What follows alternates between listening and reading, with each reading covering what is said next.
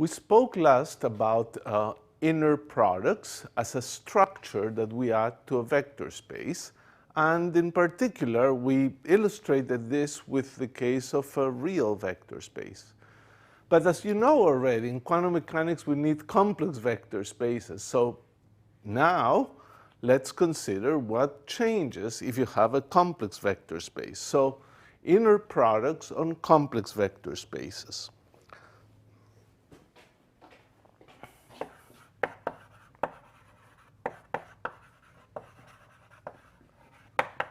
In complex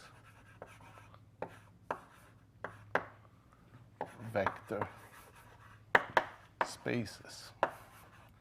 Now, we're not going to use anymore this dot notation that we use for the real case, but rather a notation that is a little more involved, but shows the physics more clearly.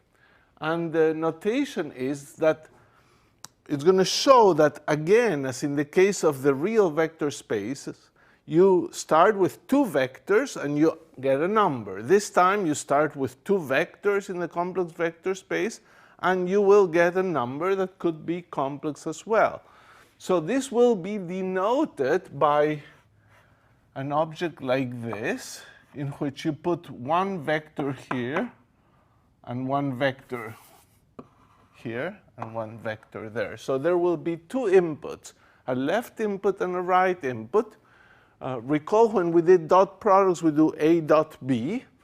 And we happen to say that was equal to B dot A. But now we're going to put these two inputs like that. So one vector here, one vector there. This object called the inner product is going to give you a number. So it's going to be a complex number. So this is our inner product. And the two vectors are going to be put first here, second there. And it may make a difference where you put them. So the inner product is a machine that takes two vectors and gives you a number. So for inspiration, we can try to think of what we would do in a complex vector space, complex numbers to the nth power. This is a vector space where you have z1, z2, up to zn, n entries, and those are the vectors. Now, suppose you had this vector, and you wanted to figure out what is the length square of it. That's a vector, and you're going to get a number. And you're familiar with complex numbers. What you do is define the length of, well, if you had a single complex number, you know what you're supposed to do to get the length of this complex number. You multiply by its complex conjugate. That's the length squared. For a collection of components, each of which is a complex number, you would do the following. The norm squared of this whole thing that we would call z would be z1, z1, and you know you should star 1, plus z2, z2 star, zn. And this has the good property that this thing is a real number and is positive. And in fact, it vanishes if and only if all these complex numbers vanish. So this is a nice model for length squared, and it suggests also a nice possible definition of an inner product in which if you have another complex vector in this n-dimensional complex vector space, you could say maybe I should use for wz, I should use w1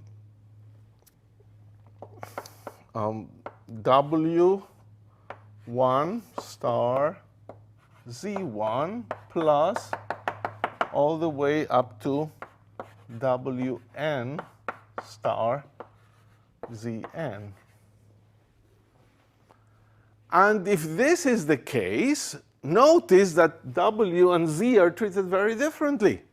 the W's are complex conjugated and the Z's are not. And this would be necessary so that then we could identify this length squared as nothing but the inner product of Z with Z. Because if you use that, evaluate Z with Z using this formula, you get exactly this. So this is a very reasonable way of thinking about what could be an inner product in a complex vector space. But again, as we want to make sure here, our important step is to get from these things a set of axioms that, without telling me exactly what's the formula for the inner product, it tells me all the things that are necessary for this inner product to be useful. And that's what we want, of course, to understand. So here are the axioms that we should put.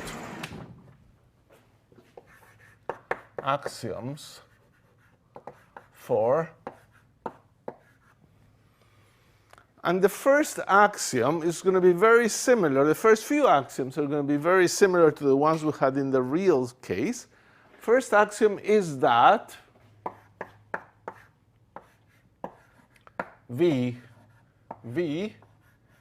is greater or equal than 0. So put two vectors on the inner product, the same vector here, and then you will get something greater than or equal to 0 in general. In particular, this thing is real. You see, this inner product could be a complex number. In general, it is.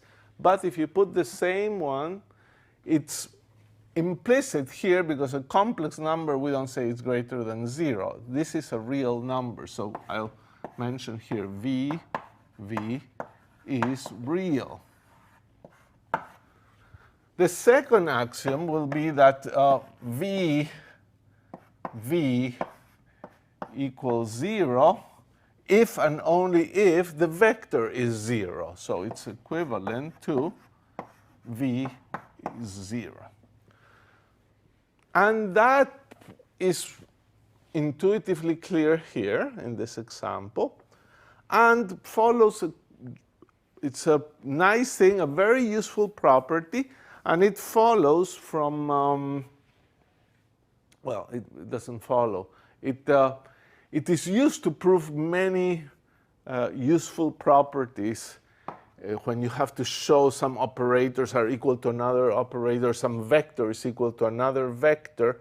You calculate the difference between the two vectors and show that their norm is 0. Therefore, the vector is 0. So you will see a lot of that. Let's continue. There's two more properties. V, or let me state it the way I have it here. U with V1 and V2. U V1 plus V2 is equal to U V1 plus U V2.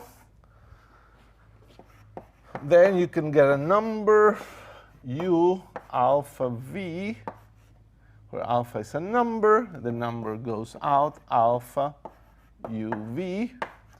And finally, the exchange property cannot be as simple as UV is equal to VU. That's not quite true. Cannot be. It's not satisfied by this example, and it's no good. So the property that you need here is that this is complex conjugated. So if you change the order in the inner product, you get the complex conjugate number. And this is a fundamental property that makes it different from the case of the real vector spaces. In some sense, these definitions are good also for the real case, where you say, well, complex conjugation of a real number doesn't change the real number. So nothing is changed. But this makes a world of difference. And it's clearly satisfied by this property. If you had put the Z to the left and the W to the right, the z's would have been complex conjugated and the w's not, which is the result of complex conjugating this right-hand side.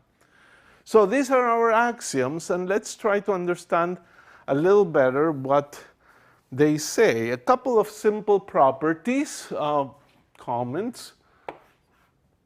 U with 0, the inner product of a vector with 0 is 0. You could show it by putting v2 being equal to 0 here. And that way, you have here v2 equal to 0. And therefore, you have 0 plus v1 is v1. So you get u v1, they cancel, and then you get u0. So this is 0. Follows from the axioms.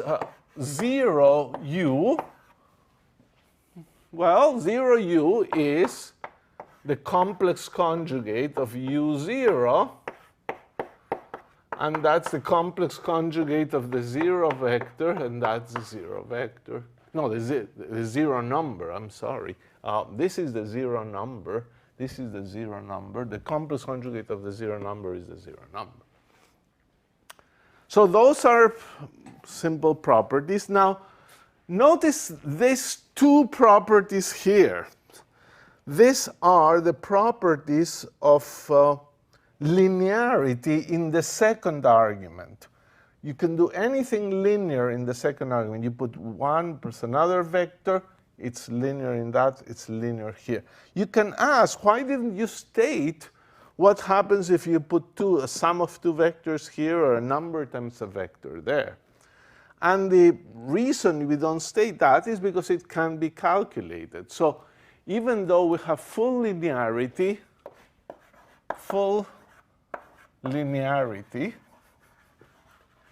on the second argument, second entry, let's look at what we have on the first entry. So suppose I wanted to compute, based on that thing, u1 plus u2, comma, v. Well, now you can imagine, you use the fifth property and you say, well, that's a complex conjugate of v, u1, u2, plus u2. Well, but here I can use the axiom to expand. So it's the complex conjugate of v u1 plus v u2. And the complex conjugate of a sum is the sum of complex conjugates, of course. So this is v1 u1 complex conjugate plus v, it's not v1, it's v u2 complex conjugate. And the complex conjugate of an inner product is the one reversed. So you get u1 v plus u2 v.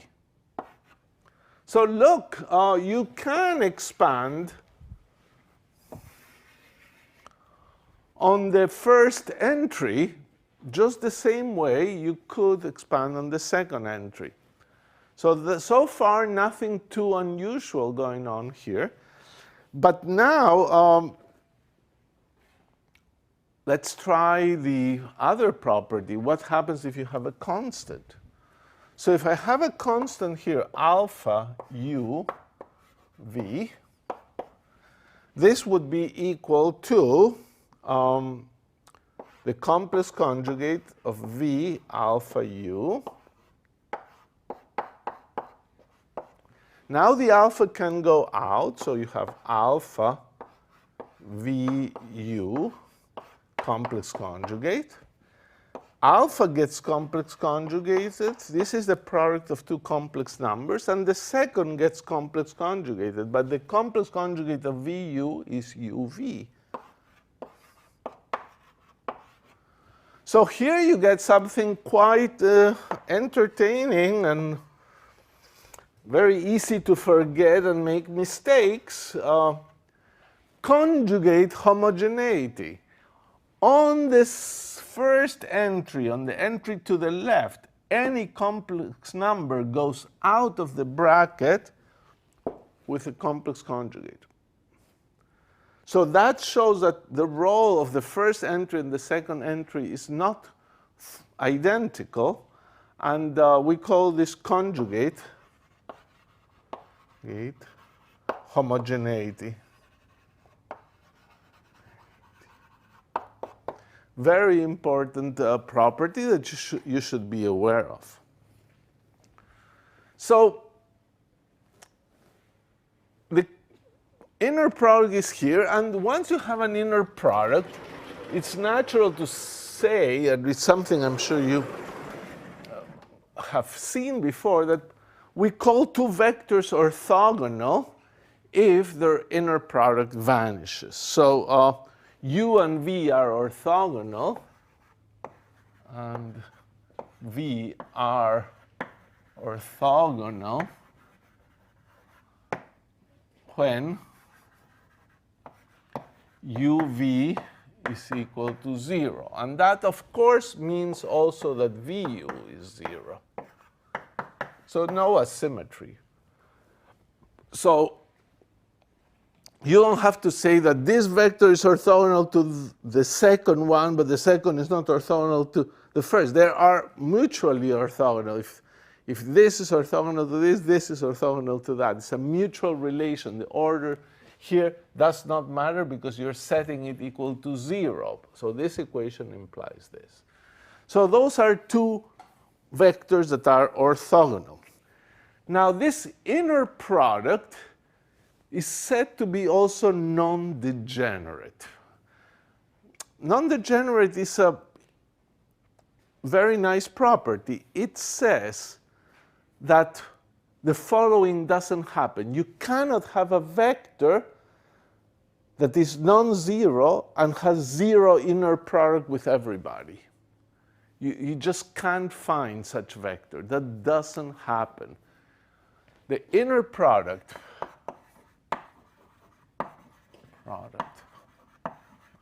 is non-degenerate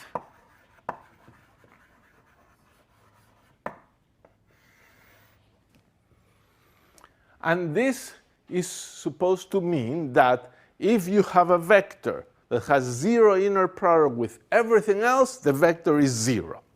So if it's non-degenerate, if the vector x belonging to v is such that x with v is equal to 0 for all v, then x is equal to 0. So if you have a vector whose inner product with v is 0 for all v, then the vector is 0. And the proof is just far too simple. It's almost an obvious statement. If this is true, then you can take v to be x, in which case you would have, so proof, take v equal x, and therefore you will have x equals 0. And you know by our postulate here that our axiom that v equals 0 means v equal to 0, that this x equals 0 implies x equals 0. So the inner product is non-degenerate. Two more properties hold that are interesting. The Schwarz inequality still holds. Inequality. So how do we write it? u v is less than or equal to u v. So this inequality, you proved it, or you saw the proof in the last video for the case of real vector spaces. Now, for the case of complex vector spaces, you will see this in the exercises. It's an important property used all the time, used for the uncertainty principle, for we'll use it many, many times in this course.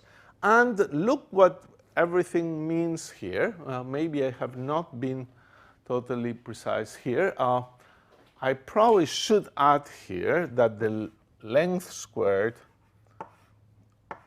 or norm squared of any vector is defined to be VV. So the Schwarz inequality is this thing. Here is the inner product of two vectors, therefore it's a complex number. This thing denotes here the absolute value of a complex number. In here, you have a vector, and this is the norm of the vector, the norm of this vector, as in this equation. So V, absolute value of a vector, is the norm of a vector. So this is the Schwarz inequality, and it's saturated. That is to say, it becomes an equality, saturated, when V is a constant times U. When this is parallel, V is parallel to U. For complex vectors, this constant could be a complex number. So that's the Schwarz inequality, and we'll talk a lot more about it. There's also a triangle inequality. Triangle inequality. And this is to say that U plus V is less than or equal than U plus V. It's another nice property.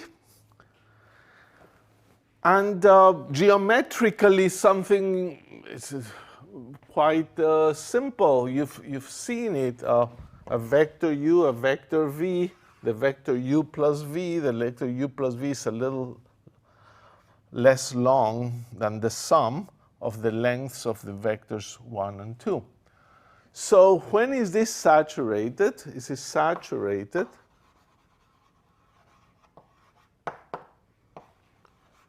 when, you probably could imagine when this is saturated. It's a little different than here. We say it's V is equal to Cu. And here C was just a complex number. Here it's a little more subtle. And you could imagine that if you think of this complex, for complex numbers, you have a first complex number and a second complex number. When is it that the sum of the two complex numbers is equal to the sum of the lengths of this one? Well, they have to be parallel, but moreover, they have to point in the same direction. Otherwise, they would subtract, and the length of the sum would be smaller than the separate sum of the lengths. So in this case, it's necessary not only that the vectors be parallel, but the constant of proportionality must be a real number and must be positive. So we just say positive because we use the word positive or negative only for real numbers. So this is the saturation of the Schwarz inequality. So we got now our complex vector spaces with an inner product. So in a sense, we've gotten to a very important point, because this is, when the vector space is finite dimensional, the definition of a Hilbert space.